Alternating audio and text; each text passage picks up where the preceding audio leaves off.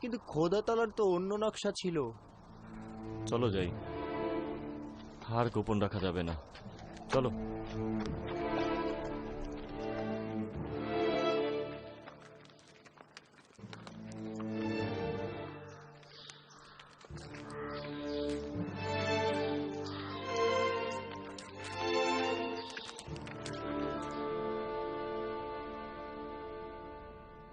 আপনি চিন্তা করবেন না, তারা অবশ্যই আসবে।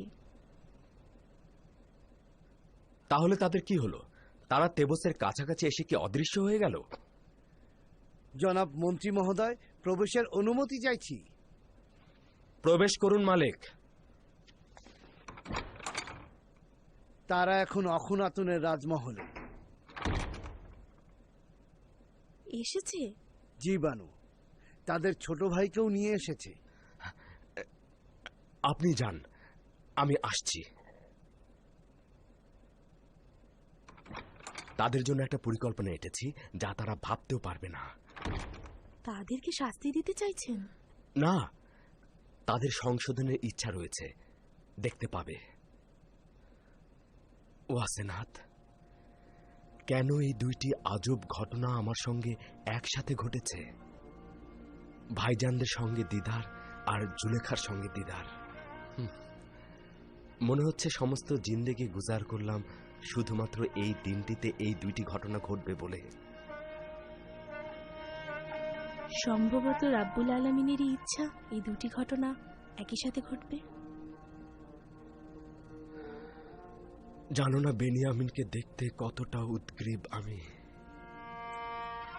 30 বছরেরও অধিক সময়, না জানিও এখন কতটা বড় হয়েছে। কিছুক্ষণের মধ্যেই তার সাথে মোলাকাত হবে আপনার।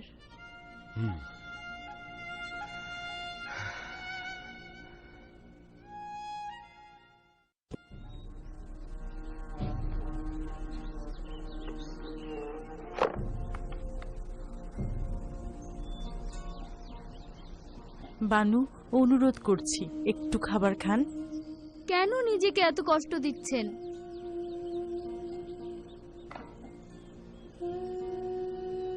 এখান থেকে কিছুটা খাবার গ্রহণ করুন।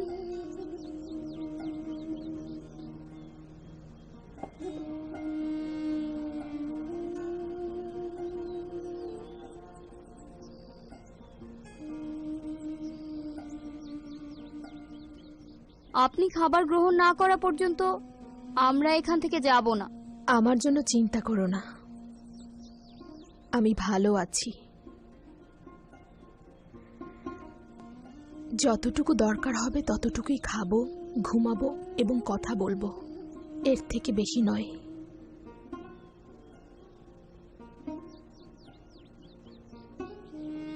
আমার পুরো জিন্দেগি খাওয়া দাওয়া আর আনন্দ ফুর্তিতে কেটেছে। বাকি দিনগুলো ভিন্নভাবে বাঁচব। 50 বছরেরও বেশি সময় বেখবর থাকা, নফসের ইবাদত, কামনা বাসনার ইবাদত, অহংকারী, দাম্ভিকতায় মশগুল। কিভাবে আমি এই গুনাহসমূহ থেকে পরিত্রাণ পাব?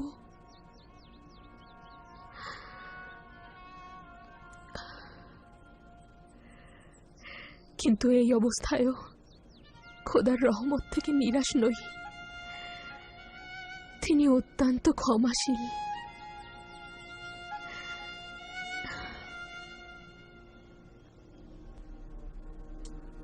ওয়াসেনাথ, দেখো দেখো বেনিয়ামিন কত সুদর্শন। জানি না কিভাবে তার মুখোমুখি হব।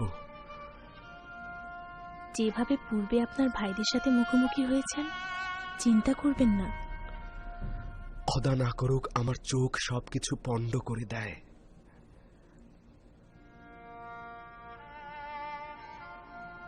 আলী জনাব, সবকিছু ঠিকঠাক রয়েছে।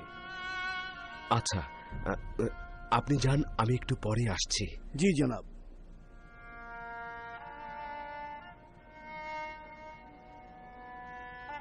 মান্যবর মন্ত্রী মহোদয় আজিজে মিশর জনাব ইউজারসি প্রবেশ করছেন।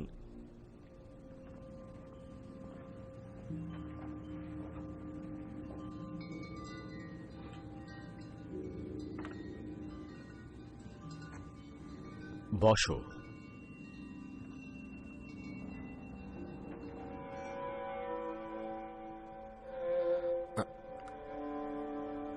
যে ভাইয়ের কথা বলা হয়েছিল সে কি তুমি? তোমাকে অতিরিক্ত ভালোবাসার হক তোমার পিতার রয়েছে।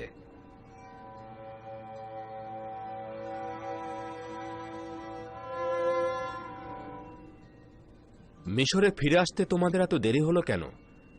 কেন আরো আগে আসোনি? মাননীয় মন্ত্রী মহোদয়, আপনি চেয়েছিলেন ছোট ভাইকে ছাড়া মিশরে আসবো না। প্রকৃতপক্ষে আমাদের আব্বাজান বেনিয়ামিনকে আমাদের সাথে আসতে দিতে চাইছিলেন না।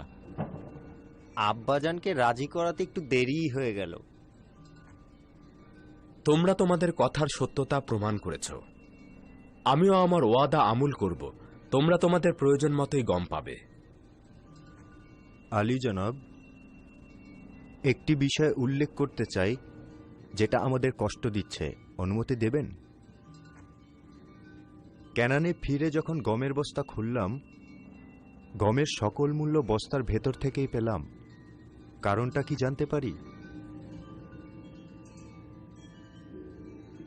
আমরা কি কোনো ভুল করেছিলাম যার কারণে আমাদের মুদ্রাগুলো ফেরত দেওয়া হয়েছে? তোমাদের কি মনে হয়? মনে হয় আমাদের পরীক্ষা করা হয়েছে। আপনি হয়তো দেখতে চেয়েছেন আমরা মুদ্রাগুলো ফেরত দেই কিনা। হয়তো চাইছিলেন আমরা আবারও মিশরে আসতে উৎসাহী হই। আপনি হয়তো আমাদের নিঃস্ব এবং অভাবী ভেবেছিলেন। তোমরা যা ভাবছ হয়তো সেটাই তোমাদের জন্য ভাবা উচিত, কিন্তু আমি চাইছিলাম তোমাদের বৃদ্ধ পিতাকে হাদিয়া হিসাবে দিতে, কেননা তোমরা অত্যন্ত সম্মানের সহিত তাকে স্মরণ করেছিলে। তোমাদের মতো পুত্রের জন্য তার গর্ব করা উচিত। মেনিসাবু, যাও খাবার নিয়ে এসো।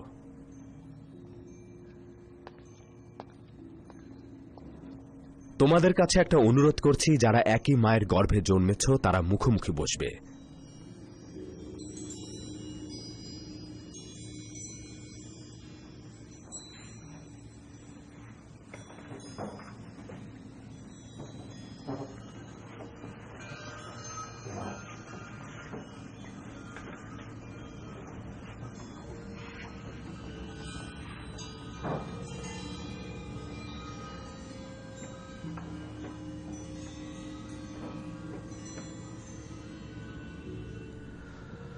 তুমি কেন একাকী রয়েছ?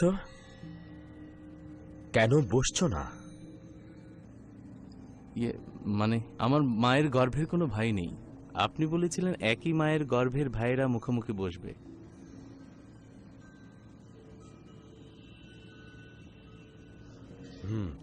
যদি তুমি চাও তবে আমার কিনারায় বসতে পারো।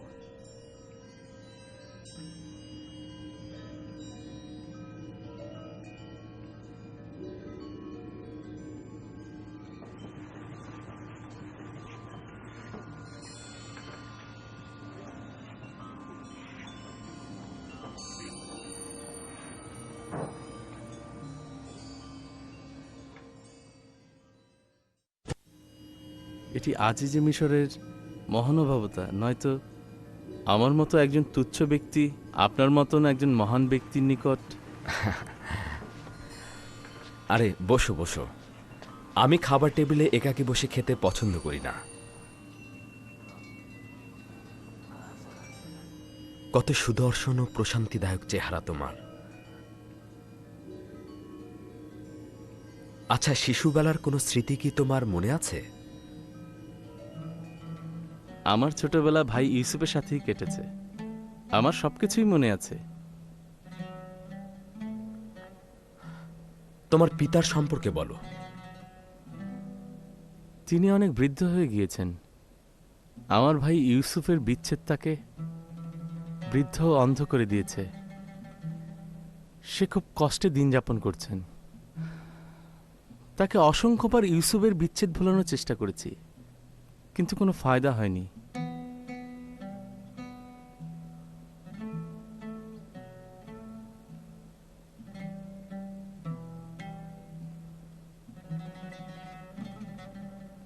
আপনি আমার আব্বাজানের জন্য কান্না করছেন? না, তোমার আব্বাজানের জন্য নয়, একজন একাকী বৃদ্ধ মানুষের বিচ্ছেদের বিরহ ও কষ্টের জন্য। আচ্ছা, তোমার ভাই কি মারা গেছেন? এরা বলেছে নেকড়ে তাকে খেয়ে ফেলেছে। এটা আমি শুনেছিলাম, কিন্তু অনুমান করছি এদের কথায় হাকিকত নেই। তোমরা 10 জন ভাই দাঁড়িয়ে থাকলে আর তোমার ভাইকে নেকড়ে খেয়ে ফেললো?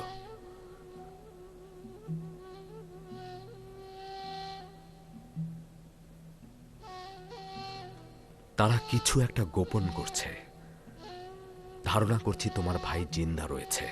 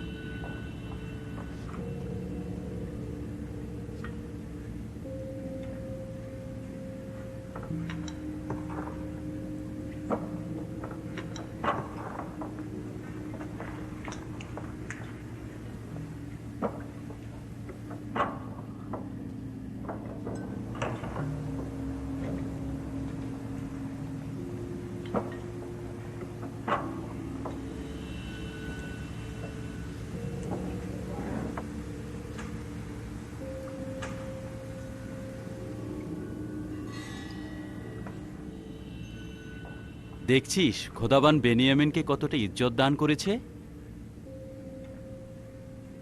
পৌঁছুতে না পৌঁছুতেই আজিজে মিশরের সঙ্গী হয়ে গেছে।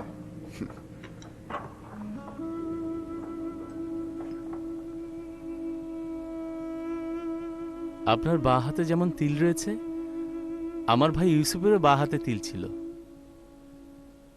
ওই সময় যদিও বাচ্চা ছিলাম, কিন্তু আমার স্পষ্ট মনে আছে। তার চেহারা কেমন ছিল সেটা কি মনে আছে?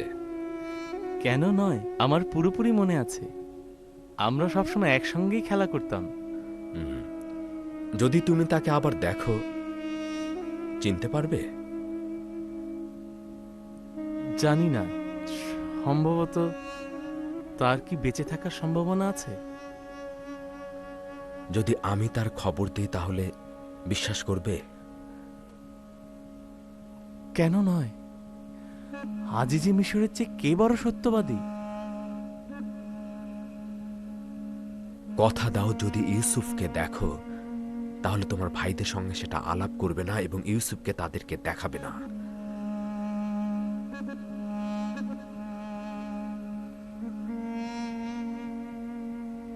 হ্যাঁ, কসম খাচ্ছি। শুধুমাত্র তাকে একবার দেখতে চাই আমি। কোনো কথাও বলবো না, কাউকে জানাবও না। ইউসুফ কোথায়? মহান পবিত্র একাত্মবাদী খোদার পয়গম্বরের কসম, তাকে আমাকে দেখান। আপনার কাছে তাগাত করছি। শান্ত হও। আমি কি বলেছি সেটা কি তুমি বুঝতে পারোনি? তুমি সবকিছু নষ্ট করে দেবে, তারা তো সব জেনে যাবে। যদি পারো একটু মৃদু হাসো, যেন ভাইদের দৃষ্টি এদিকে আকৃষ্ট না হয়।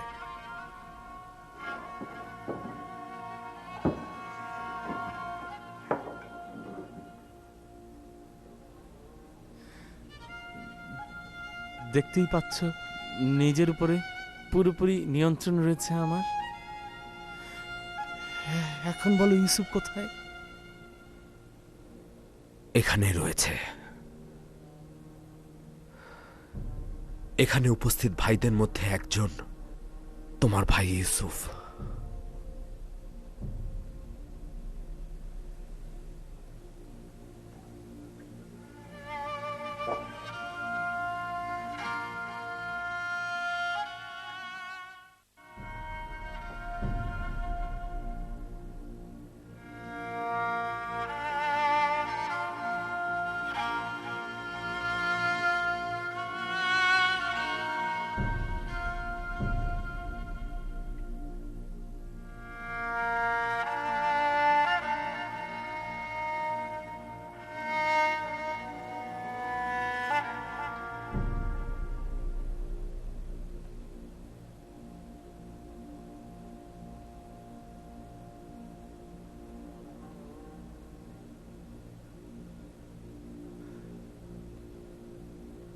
ইউসুফ?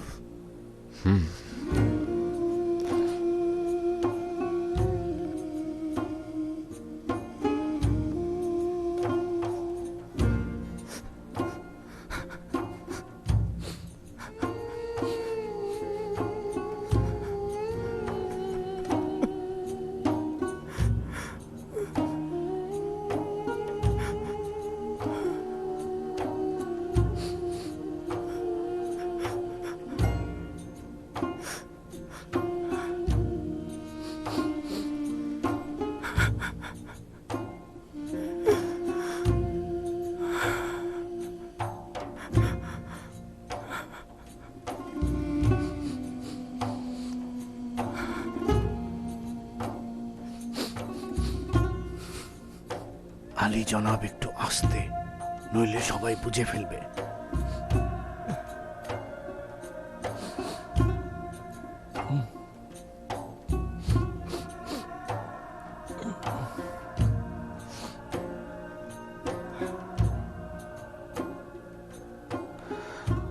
শান্ত হও বেনিয়ামিন, শান্ত হও। ভাইরা সব বুঝে ফেলবে।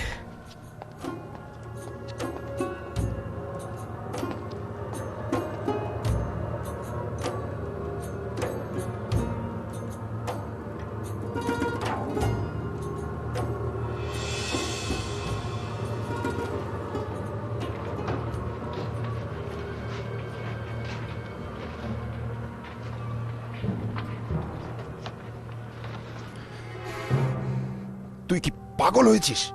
আজিজে মিশরের সামনে এভাবে হাসা কাদার মানেটা কি? আজিজে মিশর আব্বাজান সম্পর্কে জানতে চাইলো, তাই আব্বাজানের কথা মনে পড়ে কান্না পেয়ে গেল আমার। তাহলে হাসির কারণ কি ছিল? হাসি? আজিজে মিশর আমাকে বলল যে আমি নাকি ছোট মানুষের মতো কান্না করছি, তাই হেসে ফেললাম। আজিজে মিশর কত তাড়াতাড়ি তোর ঘনিষ্ঠ হয়ে গেল, কি অদ্ভুত ব্যাপার। জনাব বেনিয়ামিনের সঙ্গে আব্বাজানের কথা রয়েছে।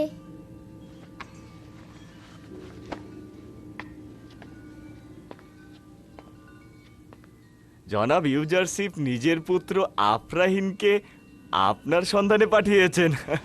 কোথায় যাবি? তোর সঙ্গে তার কি কাজ? তা তো জানি না, অবশ্যই গিয়ে দেখা উচিত, তাহলেই বুঝতে পারবো।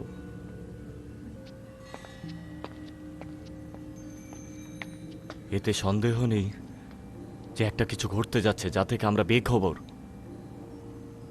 তুই তো এমন চিন্তা কখনো করিসনি? আব্বাজানের কথা মনে আছে?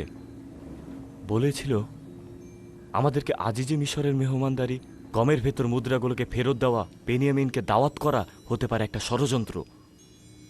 আমি আজকের এই ঘটনাকে ওই ষড়যন্ত্রের একটা অংশ হিসেবে দেখছি। আশা করি এটা যেন ভুল প্রমাণিত হয়।